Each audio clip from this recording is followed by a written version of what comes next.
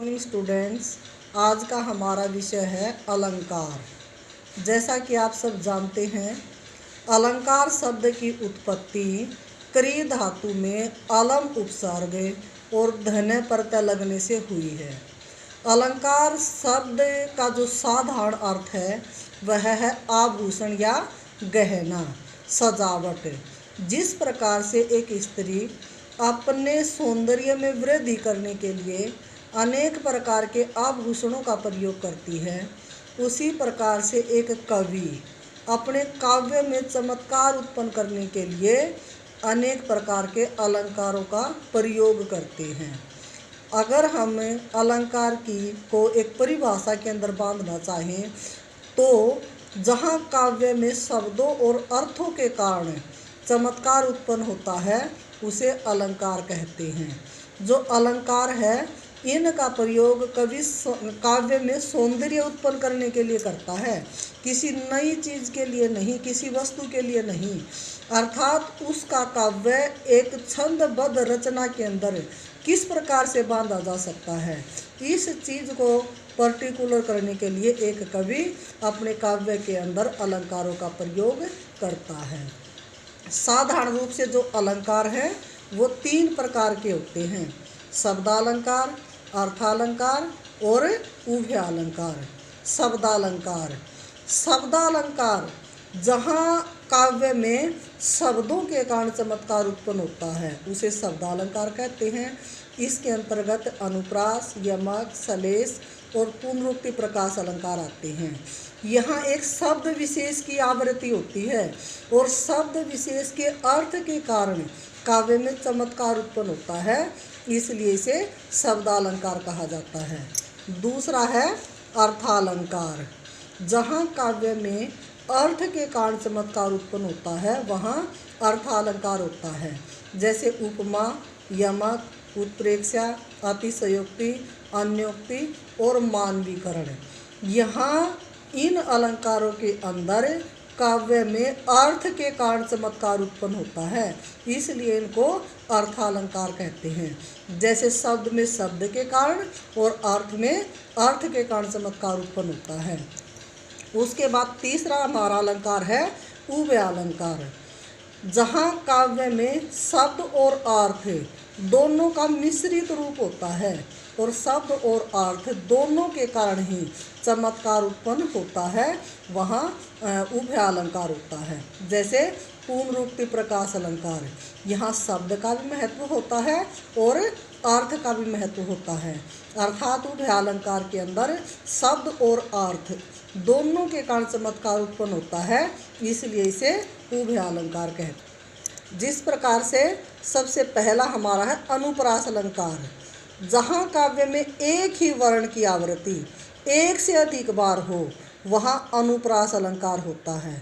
एक वर्ण अर्थात जैसे ए की आवृत्ति एक या एक से अधिक बार, आ की आवृत्ति एक या एक से अधिक बार, च की आवृत्ति एक या एक से अधिक बार। इस प्रकार से वर्ण की आवृत्ति जब एक या एक से अधिक बार, 2 या 2 से अधिक बार होती है तो वहाँ पर अनुप्रास अलंकार होता है। जैसे चारु चंद्र की चंचल किरणें खेल रही है जल थल में।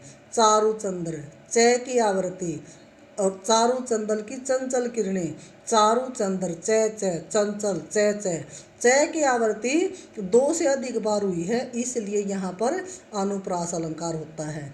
इसी प्रकार से हमारा दूसरा उदाहरण है रघुपति राघव राजा राम, पतित पावन सीताराम। रघुपति राघव राजा राम, बार बार रे की आवृत्ति हुई है। इसी प्रकार से पतित पावन पै की आवृत्ति है। यहाँ पर रे और पै की आवृत्ति के कारण अनुप्रास अलंकार है। एक बात और मैं आपको यहाँ पर बता देना चाहती हूँ कि जो अनुप्रास अलंकार होता है वह हर एक काव्य पंक्ति में होता ही होता है, क्योंकि हर एक काव्य पंक्ति में एक वर्ण 2 या 2 से अधिक बार रिपीट हो ही जाता है। इसलिए अनुप्रास अलंकार अगर हम इसको डिटेल में अगर हम इसको जानना चाहें तो काव्य पंक्तियों के अंदर अनुप्रास अलंकार प्राय पाया ही जाता है। हमारा अगला अलंकार है यमक अलंकार। यमक जहाँ काव्य में एक शब्द की आवृत्ति एक से अधिक बार हो और उसका अर्थ हर बार अलग हो। अर्थात एक शब्द जैसे कनक कनकते सोगुनी, मादकता अधिकाए, यह खाए बोराए जग, वह पाए बोराए। अर्थात कनक कनक, कनक का दो बार इस्तेमाल हुआ है। एक कनक का अर्थ होता है सोना और दूसरे कनक का होता है धतूरा। अर्थात जो कनक सोना है और जो धतूरा है उसकी समान विशेषताएं होती हैं, वो अलग अलग हैं, लेकिन सोने को तो पाने मात्र से ही व्यक्ति घमंड का अनुभव करता है और कनक धतूरे को खाने से ही नशे का अनुभव करता है। अर्थात कनक एक शब्द है लेकिन इसके अर्थ अलग अलग हैं, इसलिए यहाँ पर अलग अर्थात ये यमक अलंकार है। इसी प्रकार से काली घटा का घमंड घटा, घटा घटा दो बार प्रयोग हुआ। काली घटा यानी कि काले बादल का घमंड घटा, घमंड घटा का मतलब घमंड कम हुआ, चूर चूर हो गया। घटा घटा दो बार प्रयोग हुआ है और दोनों बार इसका अर्थ भिन्न है। इसी प्रकार से हम अगर इसका अन्य एग्जाम्पल लेना चाहे, कर का मन का डारी दे, मन का फेर। इस मन का दो बार प्रयोग हुआ है, दोनों बार इसके अर्थ भिन्न हैं। कर का मन का यानी कि मन के अंदर जो हम प्रयोग करते हैं, मन के अंदर बार बार अगर हम किसी नाम को फेरते रहते हैं तो उसके अर्थ ही भिन्न हो जाते हैं। इसी प्रकार तीन बेर खाती थी वह तीन बेर खाती है। कोई रानी है और वो राजमहलों के अंदर रहने वाली है और राजमहलों के अंदर जब वो रहती थी तो वो 3 बार खाना खाया करती थी दिन के समय, सात्विक शुद्ध आहार। लेकिन आज उसकी स्थिति भिन्न हो गई है क्योंकि आज उसका राजपाट जो है वो लुट गया है और वो जंगलों के अंदर रहती है। इसलिए कवि ने कल्पना की कि 3 बेर खाती थी वह 3 बेर खाती है, कि जब वो राजमहल के अंदर रहा करती थी ना तो वो 3 बार खाना खाया करती थी, लेकिन आज उसकी स्थिति ऐसी हो गई है कि 3 बेर मात्र खा करके ही वो अपना गुजारा करती है। इसी प्रकार से कहे कभी बेनी बेनी ब्याल की चुराई लेनी। इस प्रकार से हम अन्य एग्जाम्पल भी इसके अंतर्गत ले सकते हैं। और ये जो अलंकार हैं इनको जितना अधिक बार आप पढ़ोगे, जितने प्रैक्टिस इनकी करोगे, जितने एग्जाम्पल इनके पढ़ोगे, उतने ही ये पक्के आपको होंगे। इसलिए एग्जाम्पल किसी भी बुक से उठा करके आप देख सकते हो। उसके बाद है हमारा सलेस अलंकार, जहाँ काव्य में एक शब्द के लक्षण या व्यंजना शब्द शक्ति के द्वारा एक से अधिक अर्थ निकले। देखो जो शब्द शक्तियाँ हैं वो 3 प्रकार की होती हैं, लक्षणा शब्द शक्ति, व्यंजना शब्द शक्ति और अभिधा शब्द शक्ति। जो व्यंजना शब्द शक्ति होती है उसके कारण कहता कुछ और है और उसका अर्थ कुछ और निकलता है। इसलिए यहाँ पर सलेस का अर्थ होता है चिपका हुआ, अर्थात शब्द एक होता है और उस एक ही शब्द के एक से अधिक अर्थ निकलते हैं, अर्थात एक शब्द के साथ उसके अनेक अर्थ चिपके हुए होते हैं, इसलिए इसको सलेस अलंकार बोला जाता है। जैसे को घटी वृषभा नुजा वे हलधर के वीर, यहाँ पर जो वृषभानुजा है उसका एक बार प्रयोग हुआ है लेकिन इसके 2 अर्थ हैं। एक वृषभानुजा का अर्थ हलधर यानी कि हल को धारण करने वाला किसान, साधारण किसान के लिए प्रयोग हुआ है और दूसरा बलराम के लिए प्रयोग हुआ है। इसलिए यहाँ पर वृषभानुजा के 2 अर्थ हैं। इसी कारण से यहाँ पर सलेस अलंकार है।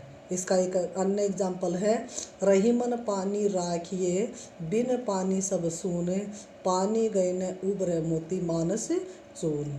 इसी प्रकार से हम इसके और भी अन्य एग्जाम्पल जो है वो ले सकते हैं। इसके बाद हमारा अगला अलंकार है पुनरुक्ति प्रकाश अलंकार। पुनरुक्ति प्रकाश अलंकार, देखो इसके नाम से स्पष्ट होता है पुनरुक्ति अर्थात पुनः उक्ति। एक उक्ति को 2 बार कहा जाता है, रिपीटेशन होती है, इसको रिपीट किया जाता है। अर्थात जहाँ काव्य में एक शब्द की आवृत्ति एक से अधिक बार हो और उनका अर्थ एक समान हो, उन्हें पुनरुक्ति प्रकाश अलंकार कहते हैं। यहाँ पर एक समान का अभिप्राय है। जिस प्रकार से हम यमक अलंकार हमने पढ़ा, सलेश अलंकार हमने पढ़ा। यमक अलंकार के अंदर एक शब्द 2 बार प्रयोग हुआ है और दोनों बार उसके अर्थ भिन्न हुए हैं। लेकिन सलेश अलंकार के अंदर एक शब्द की आवृत्ति हमने एक ही बार की है, लेकिन उस शब्द के एक से अधिक अर्थ हैं। लेकिन पुनरुक्ति प्रकाश अलंकार के अंदर उसी शब्द की पुनरुक्ति है और उस शब्द के अर्थ पुनरुक्ति होने के कारण भी अलग अलग नहीं है, अर्थात एक ही अलग अर्थ है। जैसे पुनि पुनि कहत कौन है माता, को है तेरे तात। अर्थात यहाँ पर पुनि पुनि का अर्थ 2 बार प्रयोग हुआ है, 2 बार ये अर्थ आया है, शब्द का प्रयोग हुआ है, लेकिन इसका अर्थ एक ही है। पुनरुक्ति प्रकाश का अन्य उदाहरण है फिर बार बार वर्षक है मूसलाधार। फिर की आवृत्ति हुई है, बार बार की आवृत्ति हुई है, लेकिन इनका अर्थ एक ही है। उसके बाद हमारा अगला अलंकार है उपमा अलंकार। उपमा अलंकार के कारण जहाँ काव्य में उपमेय की उपमान के साथ समानता प्रकट की जाती है उसे उपमा कहते हैं। अब उपमेय की उपमान के साथ समानता कैसे प्रकट की जाती है? जैसे यहाँ पर उपमा अलंकार के अंदर 4 चीज़ें होती हैं। वो 4 चीज़ें को उपमा अलंकार के अंदर 4 चीज़ें हैं। वो 4 चीज़ें हैं उपमा, उपमेय, उपमेय, उपमान। इनको हम विशेषण विशेष्य भी कह सकते हैं। विशेषण और विशेष्य। एक इसके अंदर होता है साधारण धर्म, साधारण धर्म। एक इसके अंदर होता है वाचक शब्द, वाचक शब्द। यहाँ पर देखिए उपमेय और उपमान। किसी भी चीज़ के अंदर 2 चीज़ें होती हैं, एक उपमेय होता है, एक उपमान। अर्थात एक चीज़ की तुलना की जाती है और किसी अन्य चीज़ के साथ तुलना की जाती है। इसी प्रकार से विशेषण विशेष्य भी ऐसे ही होता है। एक चीज़ की विशेषता बताई जाती है और किसी चीज़ के साथ उसकी विशेषता बताना। किसी चीज़ की विशेषता बताई जा रही है वो विशेषण है और जिस चीज़ की विशेषता हम बता रहे हैं वो विशेष्य है। साधारण धर्म, कौन सा धर्म हमने लिया है विशेषता बताने के लिए, कौन सी बात हमने ली है। और वाचक शब्द, उस शब्द की विशेषता बताने के लिए हमने कौन से शब्द का प्रयोग किया है, वाचक शब्द वो कौन सा है। इसके अंतर्गत हमें इसके एग्जाम्पलों का जब हम उदाहरण करते हैं, उदाहरण देते हैं, तो समझने के लिए इसके अंदर सा, से, सी, ज्यों, त्यों, जैसे, तैसे, इन शब्दों का जो प्रयोग है वो किया जाता है। अर्थात कोई जब एग्जाम्पल हम लेते हैं तो ये शब्द उसमें प्रयोग किए जाते हैं। जिस प्रकार से पीपर पात सरिस सम मन डोला, पीपल के पत्ते के समय मन डोलने लगा, पीपल के पत्ते के समान मन डोलने लगा।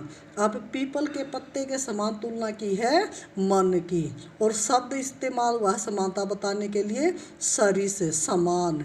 तो इस प्रकार के अलंकारों को हम उपमा अलंकार कहते हैं। इस प्रकार के उदाहरण इसके अंतर्गत आते हैं। जैसे सहस्र बाहु सम सो रिपु मोरा, सम वह सैकड़ों भुजाओं के समान मेरा शत्रु है। के समान, समानता बताने के लिए तुलना बताई गई है, इसलिए यहाँ पर उपमा अलंकार है। उसके बाद हमारा अगला अलंकार है रूपक अलंकार। अब रूपक का साधारण जो अर्थ होता है उसे कहते हैं नाटक, रोल। जिस प्रकार से हम टीवी के अंदर नाटक देखते हैं, महाभारत का, रामायण का, राम कोई और था और रोल उसका किसी और ने किया है, इसका मतलब उसका उसने रूपक ले रखा है, वो वास्तव में है नहीं, उसको दर्शाया गया है। तो रूपक अलंकार के अंदर वही होता है। अर्थात जहाँ काव्य में उपमेय पर उपमान का को ज्यों का त्यों आरोपित किया जाता है। ज्यों का त्यों मतलब जैसे हमने किसी को राम का रोल दिया है तो वैसा नहीं हो, राम का रोल एज इट इज करेगा जैसे राम था। किसी को हमने रावण का रोल दिया है तो रावण का रोल एज इट इज करेगा जैसे रावण था, तो वो आरोपित उपमेय पर उपमान को आरोपित किया गया, ज्यों का त्यों उसका रोल दिया गया है। इसलिए यहाँ पर रूपक अलंकार है। जैसे चरण कमल बंदो हरि राही, मैया मैं तो चंद्र खिलौना ले हूँ, यानी कि चंद्रमा को एक खिलौना बता दिया गया है। चंद्रमा नहीं रहा है वो, अब वो खिलौना हो गया है। और जो एक छोटा सा बच्चा है वो अपनी माँ से इस बात की हट करता है कि हे माँ, मैं तो चंद्रमा रूपी खिलौने को लूँगा। चंद्रमा है नहीं खिलौने का, जैसे चंद्रमा रूपी खिलौना, तो उसको एक खिलौने का रूपक दे दिया गया है, इसलिए यहाँ पर रूपक अलंकार है। इसी प्रकार से मन मंदिर, मन रूपी मंदिर, दिल द्वारिका, दिल को एक द्वारिका का रूपक दे दिया, काया काशी जान और शरीर को काशी नगरी के समान कह दिया।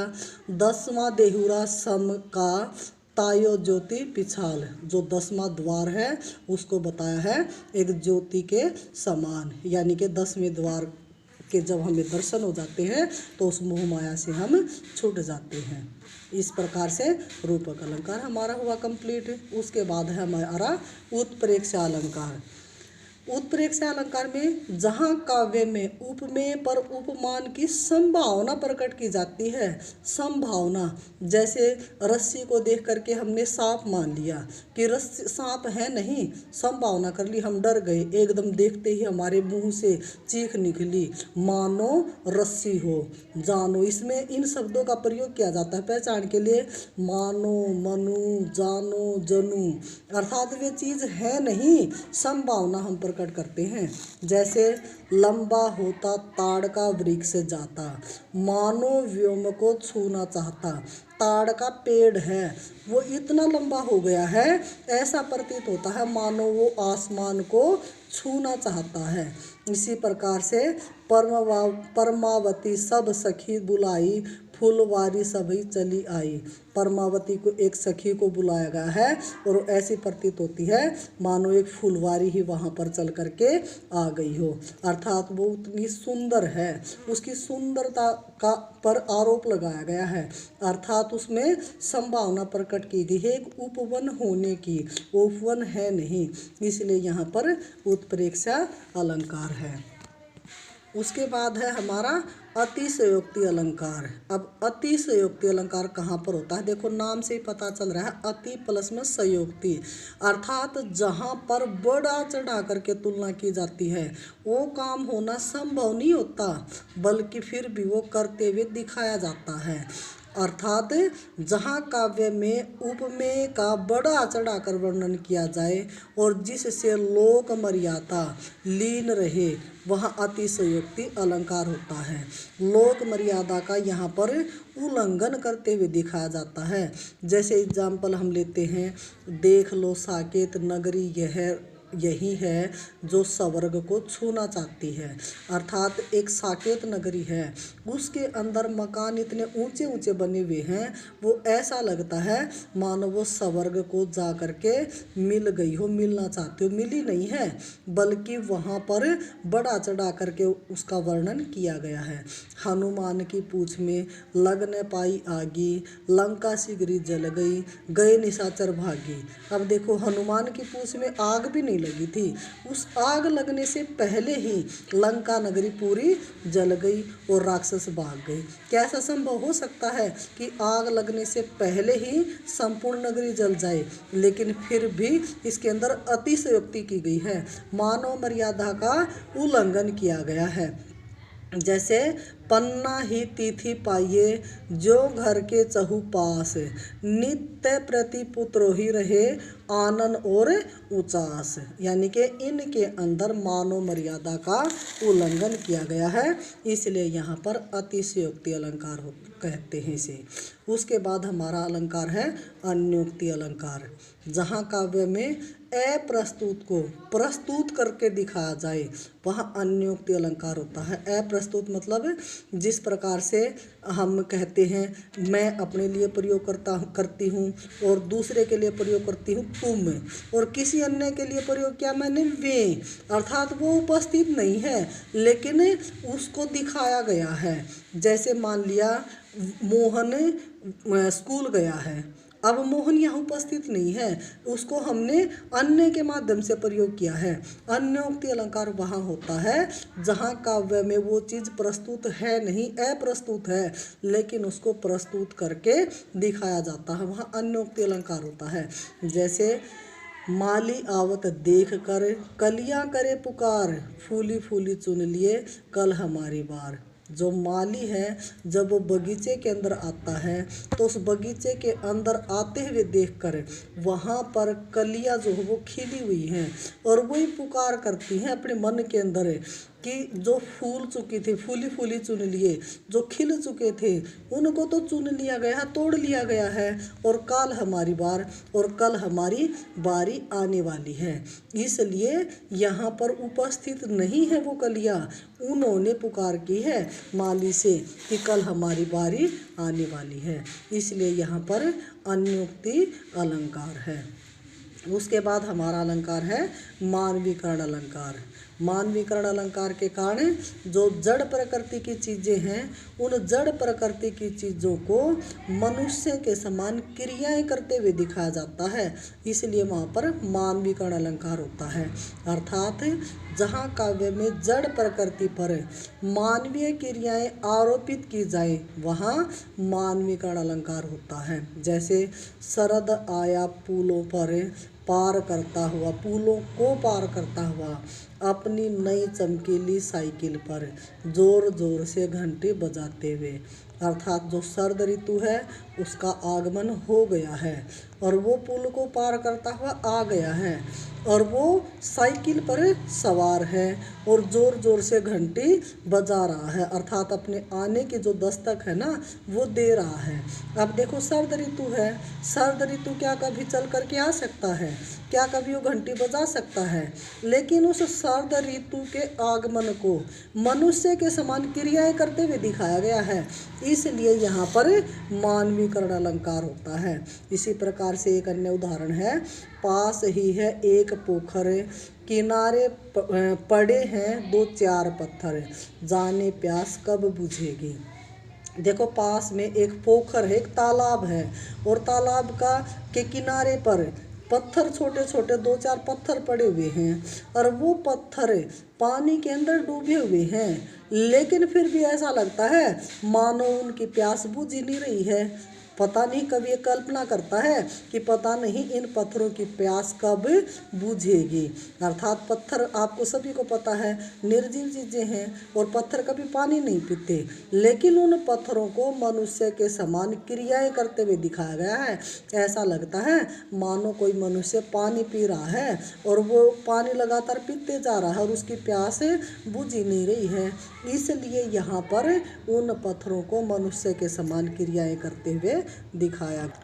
डियर स्टूडेंट्स, ये मैंने अपनी पहली वीडियो बनाई है अलंकार के ऊपर, क्योंकि लॉकडाउन की छुट्टियां दोबारा से हो चुकी हैं और पता नहीं कब तक क्या रहेगा, और मैं चाहती हूँ कि आप सब ज़्यादा से ज़्यादा इसको लाइक करें, सब्सक्राइब करें, और अगर ज़रूरत हुई तो मैं आगे भी इस प्रकार की वीडियो बनाती रहूँगी।